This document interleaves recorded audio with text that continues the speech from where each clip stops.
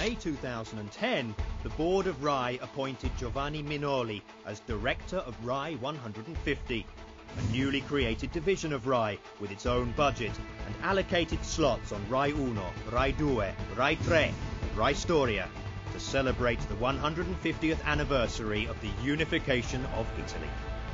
RAI 150 quickly became the flagship of a fleet of dozens of different documentaries and programs dedicated to the birth of the Italian nation. Among them, I Nuove Mille, a journey in the life of today's young and ordinary Italian heroes. Fratelli d'Italia, one-to-one interviews with key Italian personalities. Cronache dalla Storia, a fresh new approach to Italian history with an extensive and clever use of CGI, and Battaglie, the key military campaigns during the Risorgimento, the independence movement that made Italy.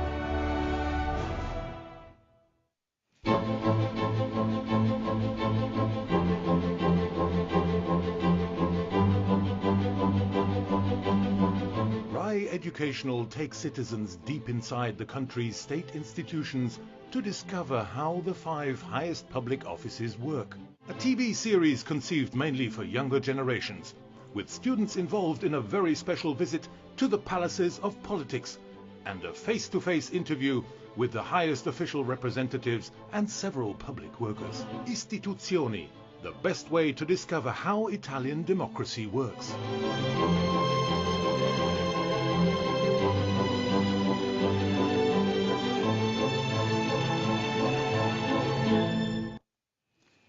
And our last guest before lunch break is Mr. Corsini. You were the head of editorial for RAI 150.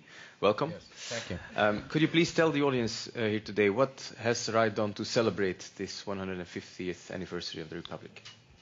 Well, we tried to remember, or rather to explain to Italian audience that contrary to what we all experience as students in high schools, the battle and the struggle for the unification of Italy was not carried out by old people with white birds and frocks and so forth, by young people, mostly in their early 20s, who fought for their ideals with passion, generosity, and a high ideal of what Italy should be like. In other words, that the Risorgimento, how we call it in Italian, was a great adventure. And we tried to tell this story in this way. We came from 10 years of history on television, and up to that moment we had only dealt with contemporary history, because our production history has to do with moving images. We only dealt with contemporary history. We never dealt with the Etruscans, Romans, Napoleon, or so forth. Because there was no image, exactly. No moving image. Yeah. So we had this huge problem ahead of us. How do we tell a story about a period in time when there were no images, no moving images? And I think we cleverly, our producers, cleverly resolved that problem. And in fact, the ratings proved us right, in the sense that we had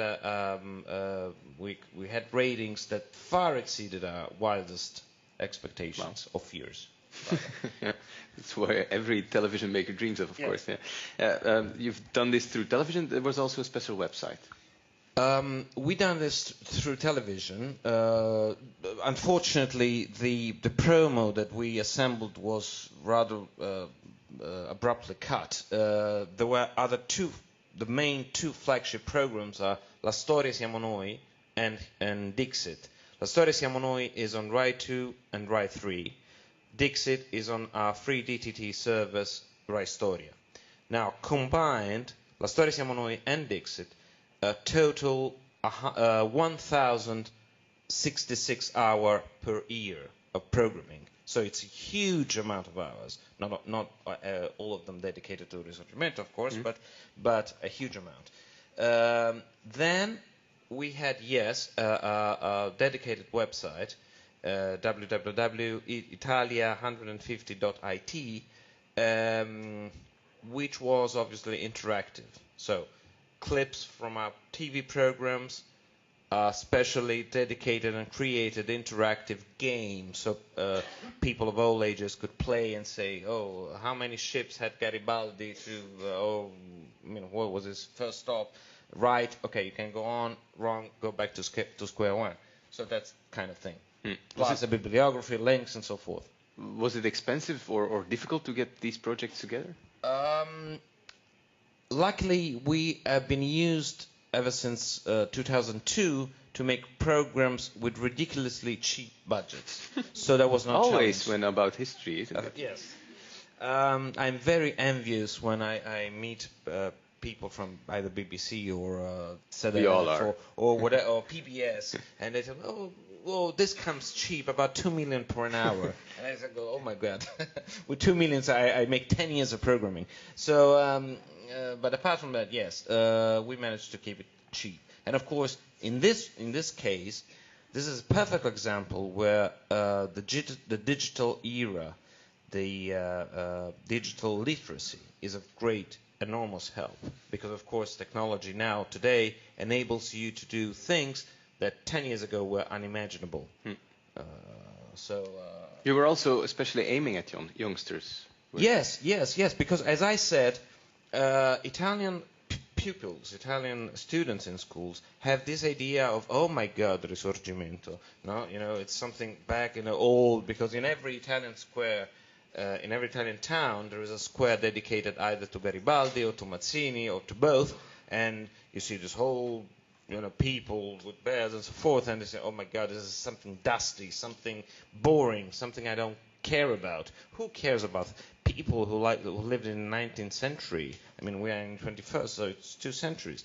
And on the contrary, we proved them that they were wrong. We were wrong. In our own memory, we were wrong.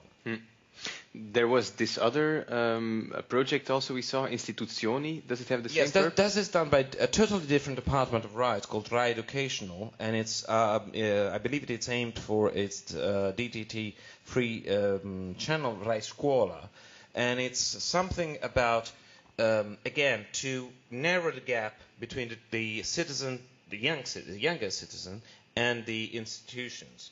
So.